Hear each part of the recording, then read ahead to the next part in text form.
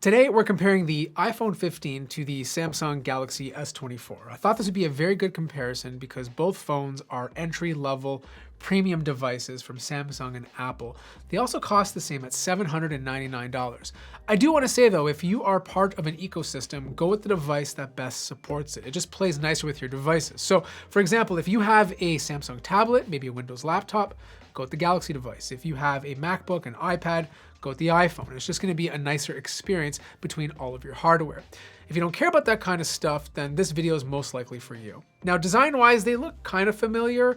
The only big difference is just the layout of the cameras. Samsung tends to place them vertically, whereas the iPhone has them in this diagonal lineup.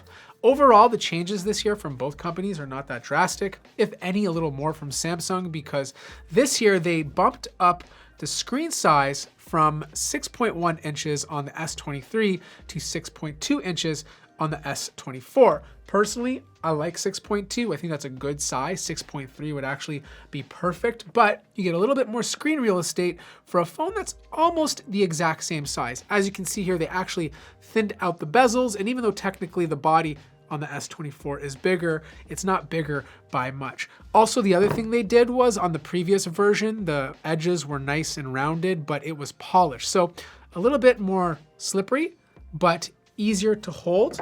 The edges are rounded on the back, but a little bit sharper on the front. Now, these differences are absolutely minor. It really doesn't make a difference when you're holding it, but I thought I'd point it out.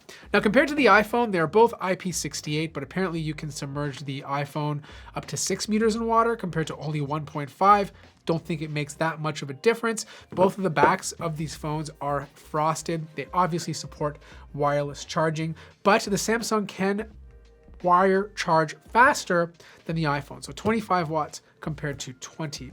The style of the phone is really nice. Like, I like this gold color. It's different, you know? It has this like orangey brownish look on the back, and then it kind of pops on the side. Samsung tends to place all their buttons on the right-hand side. So you have a clicky power button with your volume rocker, and then on the iPhone, you have your power button, and then on the other side, you have your mute switch, and then your volume rocker. This does not have an action button like the Pro models, but kind of nice to have a little switch to mute your phone. Now, I'm a big fan of Face ID. Like, I live in the cold, so just being able to point my phone at my face when I'm outside is great. The Samsung device has facial recognition. Obviously, it's not as secure because it doesn't have the same sensors that the iPhone has, but it does have an ultrasonic fingerprint scanner in the screen. So you kind of get the best of both worlds if you don't mind one of them being a tiny bit less secure. The display situation is a little bit better on the S24. Like, day-to-day brightness is gonna be pretty much equal on both phones. Like, you're probably gonna get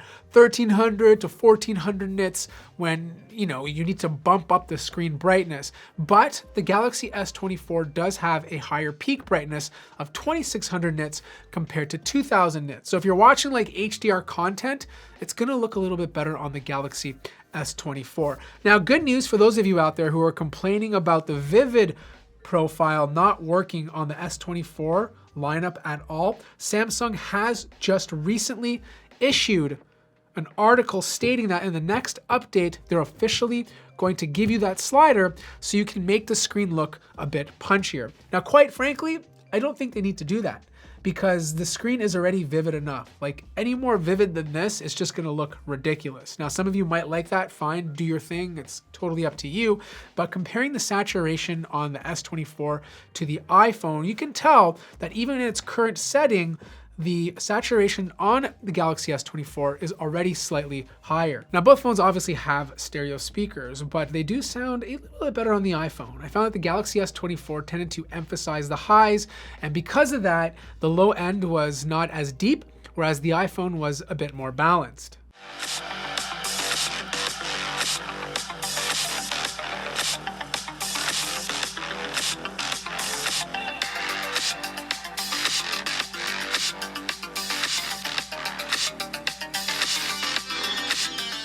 Now, the one thing I do not like about the iPhone is the refresh rate. I can't do 60 hertz anymore. Those days are over for me, especially when all your monitors in the studio, your phones that you're used to using, all support 120 hertz and above.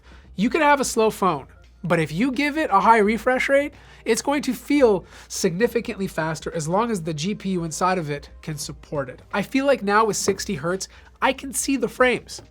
I don't know if that makes any sense to you, but I feel like I can see the frames slow down and it drives me crazy. Now, if you've never experienced a high refresh rate, probably won't make a difference to you, but for me personally, I just can't do 60 Hertz. As for the front-facing camera, they're both 12 megapixels. I did find the iPhone to look a lot more realistic. Like, it actually showed how old I really look in real life. Whereas the Samsung phone had much better coloring in the face compared to last year's S23, but it also smoothed it out, gave me a little bit of a tan, and just made me look more appealing, which I totally love. So right now you're looking at the front-facing cameras on the iPhone 15 and the Samsung Galaxy S24. It's just starting to snow here in Toronto, Canada.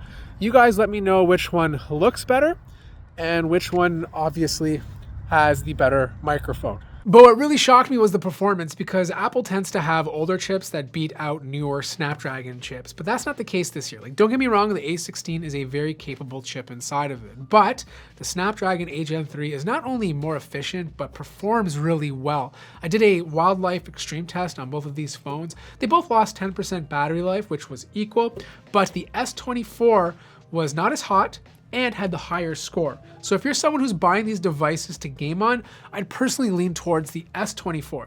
But for everyday stuff like checking your email, browsing the net, watching content, you're not gonna see a speed difference between these devices because the hardware is so good for its time. As for battery life, they both produce good results. Like, it'll get you through the entire day without any issues. Like, I would wake up at like 6 o'clock, 6:30 in the morning. I'd go to bed at 11 o'clock at night. Some photos, Spotify at the gym, check my emails, watch a lot of content, social media, but I would end up with a little bit more battery life on the iPhone 15, which is weird because the battery is smaller, but not by much. Like, if I was to give you a number, I'd probably get an hour more use out of the iPhone compared to the S24, but these are both easily one-day phones. As for software, I'll leave that up to you because you either like Android more or iOS. Personally, I think they both have their advantages. I will say though, I am appreciating all these new AI features that are coming on the Android side, like circle to search to find an image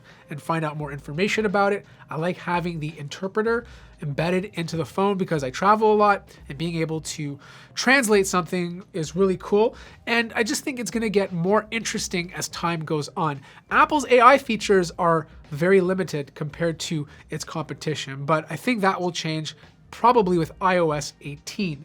As for the cameras, it's better on the S24 in terms of having more cameras to play with. Like, you have a 50 megapixel wide lens, a 10 megapixel 3x telephoto lens, and a 12 megapixel ultra wide lens. Whereas on the iPhone, you only have that 48 megapixel wide lens and a 12 megapixel ultra wide lens. Now look, this is where things are pretty cool because they both take great pictures, but I'm tending to lean towards the iPhone. And a lot of these photos, I find that the iPhone just picks up more detail, more information in the shot. Like, I took a picture of this next truck and I couldn't read what's on the truck with the Galaxy S24, whereas that lettering on the side was a lot clearer on the iPhone. Even in the shadows, I find that the Samsung phone tends to produce more contrast, so maybe straight out of the phone it looks more appealing, but a lot more information is being picked up on the iPhone 15, which I feel like with a little bit of editing will look better overall. However, the one area the S24 does do a better job is 3x telephoto. It has an actual telephoto lens. Like, you can punch in 2x on the iPhone, but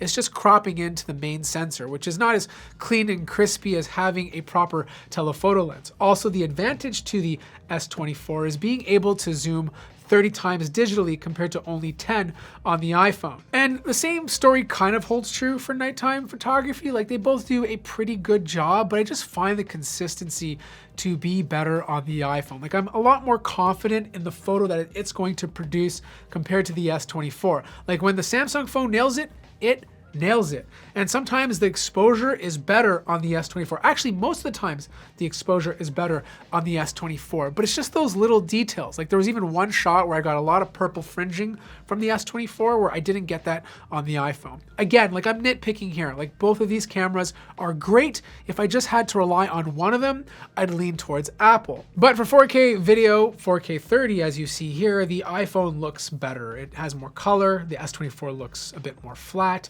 It just looks more pleasing. However, I will give it to the S24 to having slightly better image stabilization. I just find that there's a lot more artifacting and digital interruptions with the iPhone compared to what the S24 is producing. So which phone should you choose? Well, there's no tie here. It really depends on what you want. The big advantage to the iPhone is slightly better video and camera. And if those two things are the most important to you, then I would choose the iPhone. But I feel like for 90% of people, the Galaxy S24 is the phone to get. Not only are you getting a better deal, because let's be honest, Samsung tends to aggressively discount their devices, offer really good pre-order deals, you're just getting a lot more value out of the S24. You're getting a better display. It has a high refresh rate. You're getting more cameras to play with. Samsung now offers 7 years of updates, and the Snapdragon 8 Gen 3 is really good. Plus you get a slightly bigger display. So for everything else, I'd go for the S24. The better deal is obviously the Galaxy S24, but there's always other factors that play into it. If you're part of the Apple ecosystem, don't even look at the Galaxy device. It just makes a lot more sense to get an iPhone. Anyways, that wraps up my comparison video. Let me know what you guys think in the comment section down below. Like the video if you liked it, subscribe if you haven't already, and I'll see you guys in the next one.